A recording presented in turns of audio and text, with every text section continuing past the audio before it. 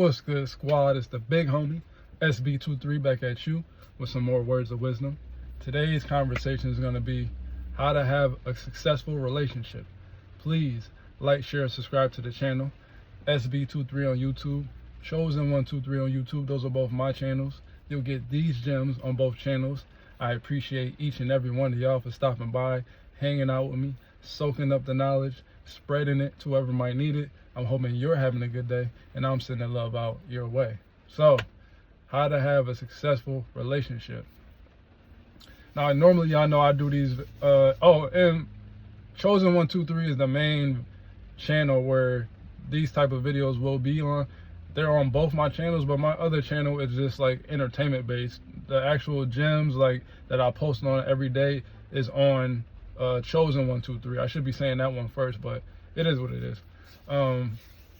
But like I was saying, normally y'all know when I make these videos, I don't write nothing down. I come up with the topic and then I just speak as if we were having a conversation together. So let's say if you were to ask me a question on how to have a successful relationship and we were having a conversation, I wouldn't have some notes written down or anything like that. But for today, when I thought about what it takes to have a successful relationship, I wrote down the 5 C's, and those are communication, comprehension, compassion, compromise, and chemistry. Those are the 5 C's that you need in order to have a successful relationship. And not any one, well, chemistry, which I put last, is really kind of the first thing you need in order to have a successful relationship, because if you don't have chemistry, then none of it's going to work at all. You know what I'm saying? If y'all ain't vibing just off of like feeling each other genuinely, then it's not, then none of this other stuff is even going to matter, because you got to be working chemically first. Like, you got to have some sort of chemistry between you and your partner for there to be a successful relationship, period. Because if you're not, let's say y'all have good communication, compromise, comprehension, compassion, but no chemistry, then ultimately what that means is there's really no, like, there's no clicking when it comes to like physicality. You know what I'm saying? Like, there's no attraction really there, but you're better off being friends than actually being in a relationship together. You know what I'm saying? But when it comes to like chemistry, that means that there's this unspoken thing that y'all just click automatically. Like, as soon as y'all link up and you or y'all met, there was the chemistry that hit right off the bat. And that's what made y'all want to be in a relationship. And then from there, you need the other 4 C's in order to complete a successful relationship. You can have a relationship without the other ones, but it's gonna be hard to maintain that relationship unless you can work on those other 4 C's outside of chemistry. So I'll put that one last, but really that one is first, because that's what you need off top. You know what I'm saying? So, but after you have the chemistry going, then you need, in order to have that relationship stand the test of time, or for it to be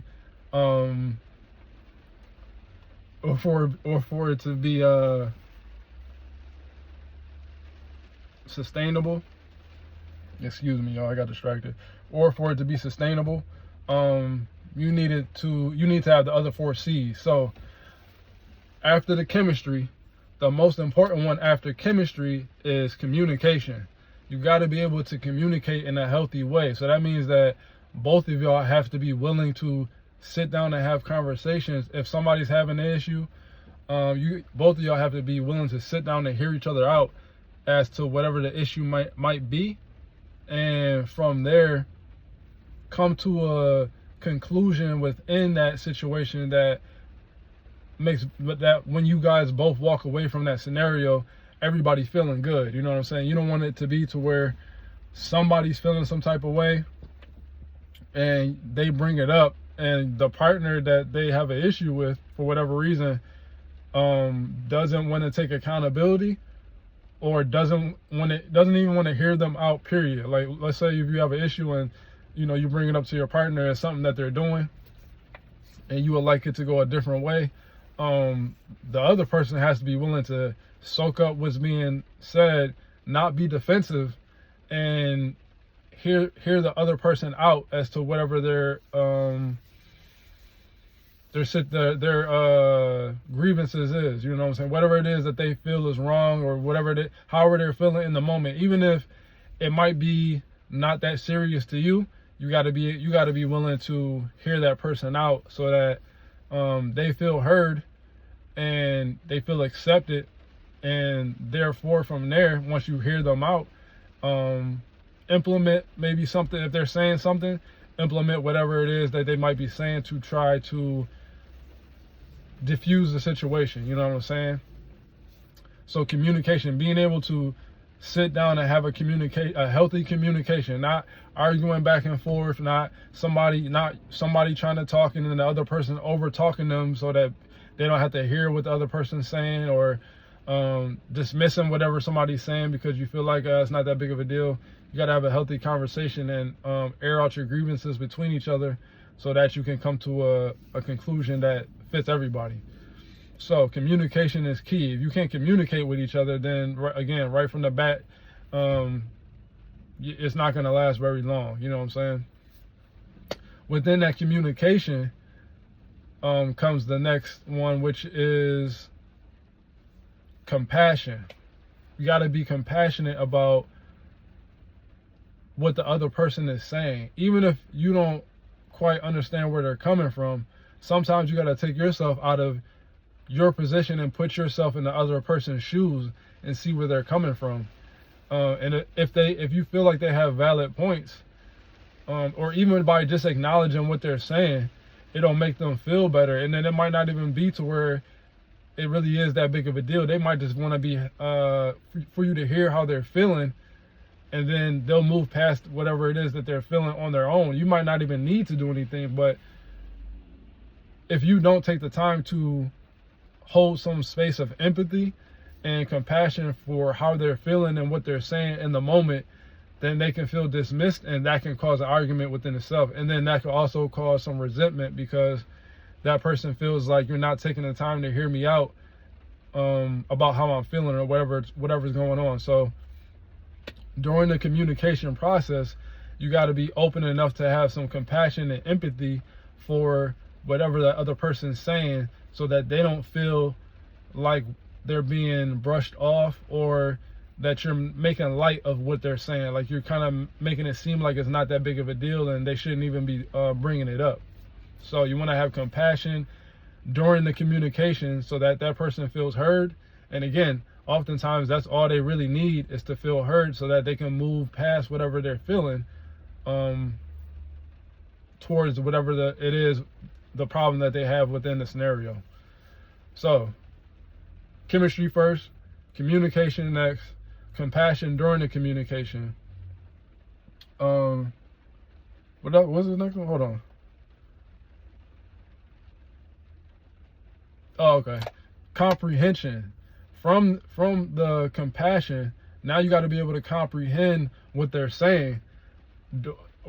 While you're being empathetic and compassionate to whatever it is that they're saying, now you got to take in and soak in whatever it is that they're saying. Again, take yourself out of your position and to put yourself in their shoes and try to see it from their point of view.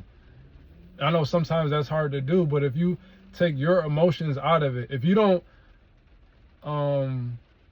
get defensive, that's the thing too. When you get defensive, it's hard to hear what somebody else is saying because you're trying to defend yourself, because you might feel like you're being attacked or that somebody's trying to say you're doing something wrong. But oftentimes they're not really even trying to say you're doing something wrong. They're just trying to say, this is how I feel in the moment, and my feelings might not even be like, my feelings might not be accurate. I just need you to hear me out, have some compassion for what I'm saying, and then comprehend where I'm coming from in the scenario.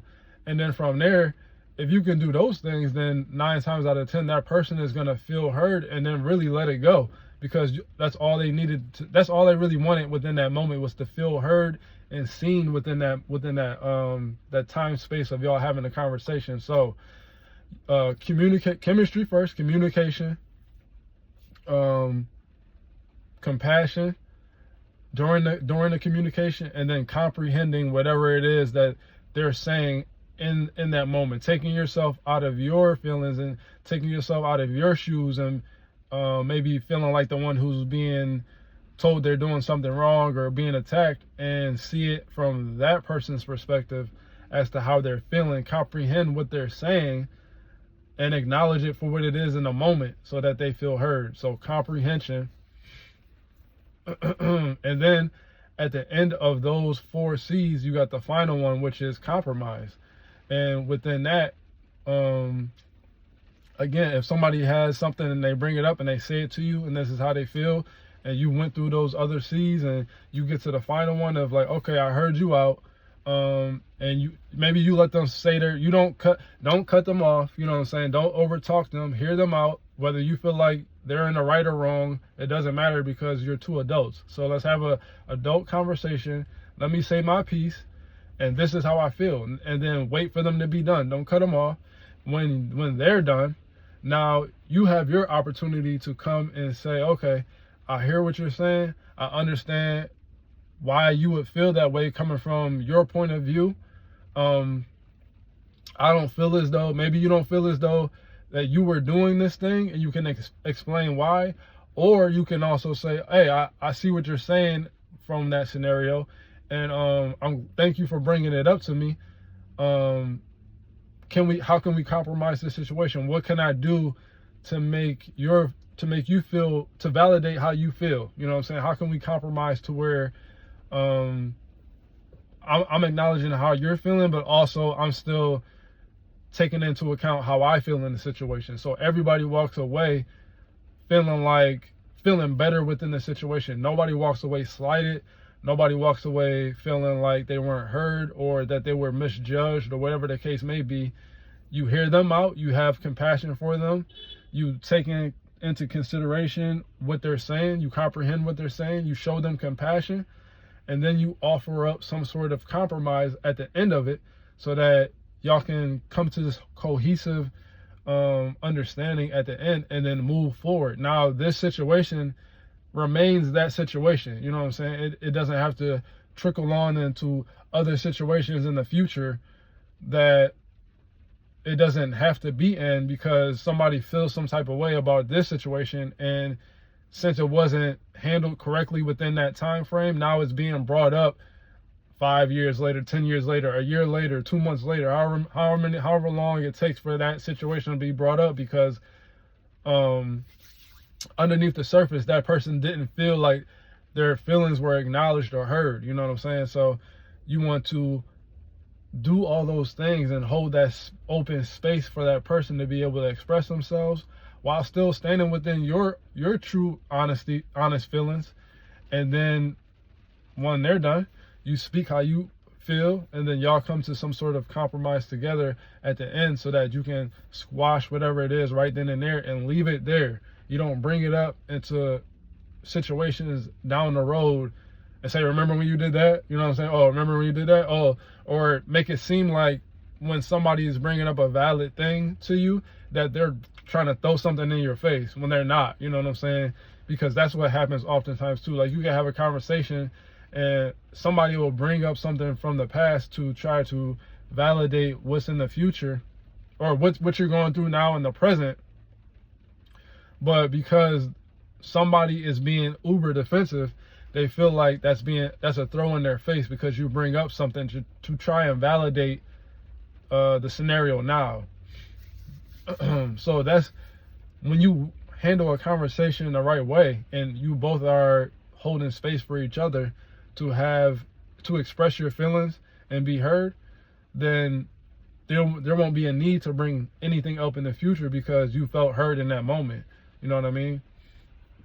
Unless it's some sort of situation to where somebody is outright trying to attack you and you know you haven't really been doing nothing wrong, and you bring up something to validate a point that you're making right now in the present. That's different than bringing up something because you felt like you didn't get to say your piece in the past and now you're bringing it up again. That's two totally completely different scenarios.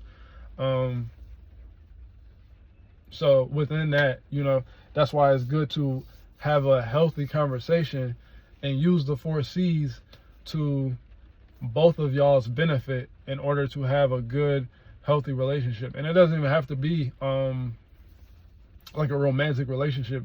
Those 4 C's can work in any relationship, period. Outside of the chemistry thing. You don't need chemistry if it's like friendship and parents and kids, or work relationships. But I added the chemistry in there for the loving, like romantic type relationships. You know what I'm saying? So that's the message for today, y'all. The 5 C's to a healthy, successful relationship: chemistry, communication, compassion, comprehension, compromise. Y'all use those 5 C's, and you with the right person too, because it takes maturity. Not everybody has the maturity to sit through a conversation and hear what they've done wrong, or what somebody might perceive they have done wrong, and not get super defensive. You know what I'm saying?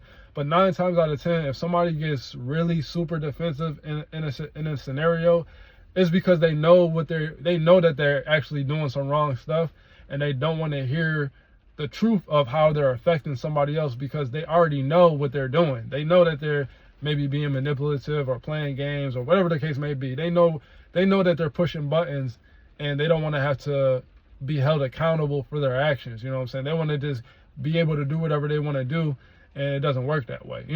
At least not in a adult type relationship with 2 people who are like-minded on the same type of high vibration. That's not going to work. So normally those people are people who are on a low vibration, who don't want to take accountability and run away, and they run away from situations. Like they tend to, anytime where somebody's saying they're doing something wrong, they play victim and then they run out of the scenario. You know what I'm saying? So that's the only thing too. Like if you're with somebody who's not mature enough to sit down and have an actual conversation, then these things that I'm saying won't work, period, because you're not going to be able to have a real type of conversation with those type of people. You know what I'm saying? But if you're a person who doesn't mind holding yourself accountable, working on yourself, and somebody calls you out, you're going to hold the space to hear them out. And even if you don't hear it on that first, let's say you might have to have multiple conversations sometimes for it to sink in. But eventually you're going to say, oh, okay, I see what you're saying. And I'm going to work on that aspect of, my character. You know what I'm saying? But that comes with somebody who's mature and can have those conversations without running away, or without pointing the finger back at somebody else, trying to make it seem like they're the only person doing anything wrong, and that they are perfect. You know what I'm saying? So that's just some words of wisdom for today, y'all. How to have a successful relationship. Use the 5 C's to your benefit with the right person. And I'm telling y'all, when y'all meet the right person, it flows easily. You don't have to worry about those immature type situations or conversations or anything, or behavior at all. You know what I'm saying? It's gonna flow effortlessly. And when you use those 5 things with the right person, your relationship will go very smoothly, because no relationship is perfect, so you're not always going to see eye to eye. But for the most part, you're going to be able to come together. If an issue does arise, you're going to be able to come together and have a conversation and nip it in the butt real quick, and then keep moving on with the good energy that you have between you and your spouse. You know what I'm saying? But it's the big homie, y'all. Mahala.